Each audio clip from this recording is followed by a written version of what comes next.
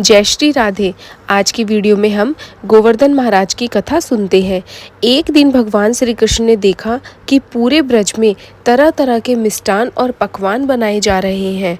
पूछने पर ज्ञात हुआ कि यह सब वक्रासुर संहारक मेघ देवता देवराज इंद्र की पूजा के लिए तैयार हो रहा है।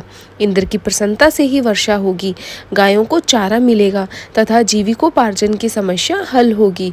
यह सुनकर भगवान श्री कृष्ण ने इंद्र की निंदा करते हुए कहा, उस देवता की पूजा करनी चाहिए जो प्रत्यक्ष आकर पूजन सामग्री स्वीकार करे। गोपों ने यह वचन सुनकर कहा, कोटि कोटि देवताओं के राजा की इस तरह से आपको निंदा नहीं करनी चाहिए।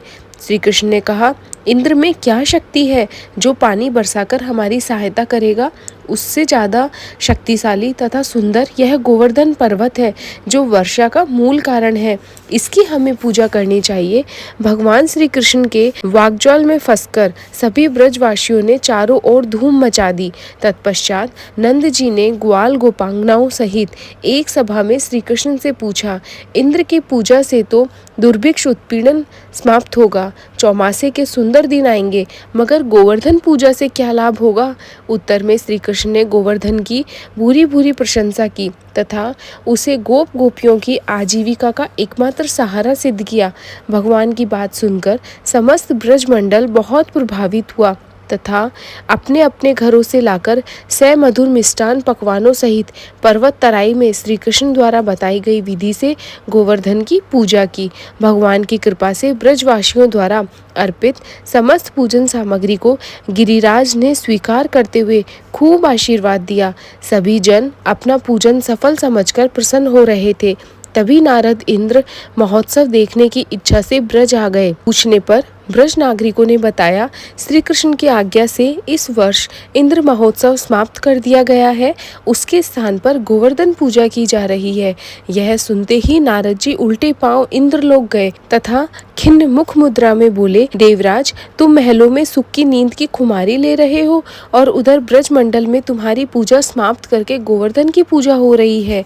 इससे इंद्र ने अपनी मान हानि समझकर मेघों को आज्ञा दी कि वे गोकुल में जाकर प्रलयंकारी मूसलाधार वर्षा से पूरा गांव तहस नहस कर दे। पर्वताकार प्रलयंकारी बादल ब्रज की ओर उमड़ पड़े। अचानक वर्षा देखकर ब्रज घबरा गया। सभी ब्रजवासी श्री कृष्ण की शरण में जाकर बोले, भगवान, इंद्र हमारी नगरी को डुबाना चाहता है, अब क्या किया जाए। श्री कृष्ण ने सांत्वना देते हुए कहा, तुम लोग गौओं सहित गोवर्धन की शरण में चले जाओ, वही तुम्हारी रक्षा करेगा।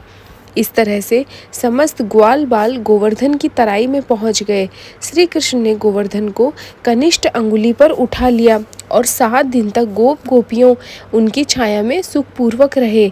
भगवान श्री कृष्ण की कृपा से उनको पानी का एक छींटा भी नहीं लगा। इससे इंद्र को बहुत आश्चर्य हुआ।